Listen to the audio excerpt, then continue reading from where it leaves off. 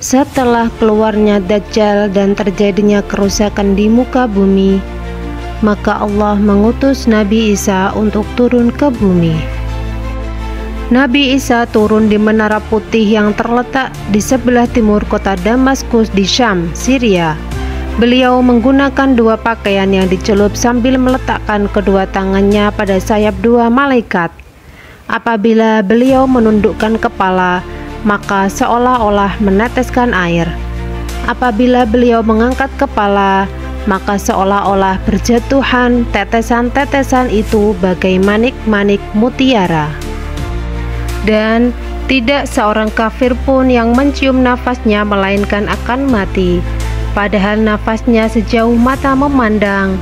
Beliau turun di tengah golongan yang menang dalam berperang di jalan hak dan berkumpul untuk memerangi Dajjal. Beliau turun pada waktu didirikannya sholat subuh dan sholat di belakang pemimpin golongan tersebut.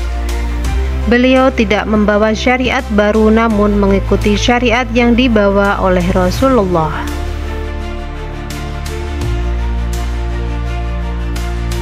Pekerjaan utama yang akan dilakukan oleh Nabi Isa adalah menghadapi Dajjal.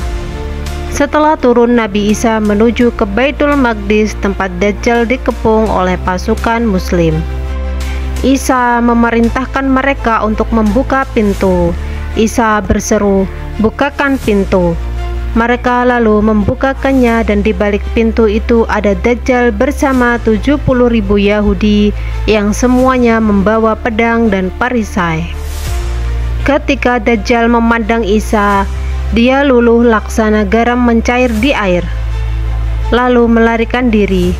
Isa kemudian mengejarnya sampai di gerbang Lut Timur, kemudian membunuhnya, dan Allah mengalahkan Yahudi.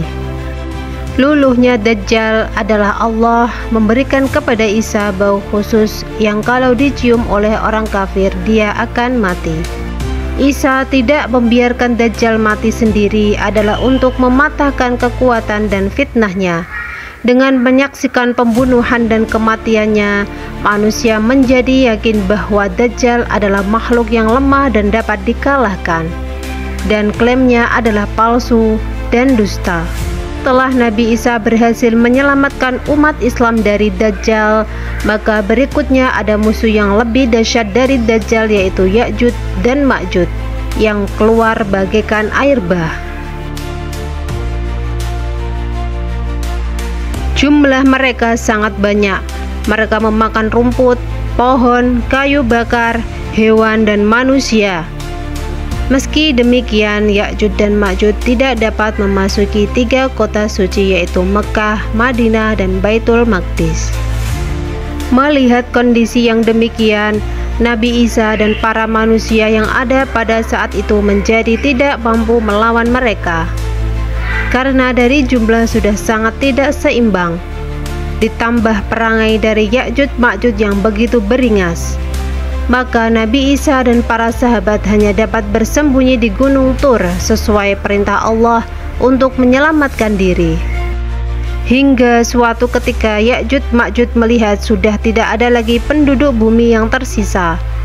Mereka bangga atas semua itu dan merasa merekalah makhluk terkuat di muka bumi. Merasa belum puas, Ya'juj Ma'juj mencoba menembakkan panah ke arah langit. Maka untuk menguji mereka, Allah sengaja mengembalikan panah mereka dengan keadaan berlumuran darah, sehingga mereka beranggapan bahwa mereka telah berhasil membunuh semua penghuni langit. Tertawalah mereka dengan puas dengan mengatakan, "Tidak ada yang lebih hebat kecuali kita. Semua makhluk di bumi dan di langit telah binasa." Melihat kejadian itu, Nabi Isa hanya bisa berdoa kepada Allah dan memohon pertolongan darinya. Nabi Isa dan para sahabat berdoa kepada Allah, lalu Allah mengutus ulat-ulat pada leher-leher Ya'juj dan Ma'juj. Akhirnya mereka semua mati bagaikan satu jiwa yang mati.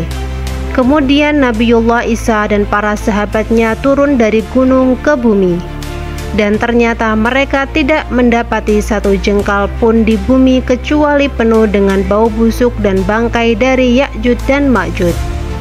Selanjutnya, Nabi Isa dengan para sahabat berdoa lagi kepada Allah. Maka Allah mengutus sekelompok burung yang lehernya bagaikan leher unta. Lalu burung tersebut mengambil dan melemparkan bangkai-bangkai Ya'juj Ma'juj itu kemana saja sesuai dengan kehendak Allah. Wallahu a'lam bishawab.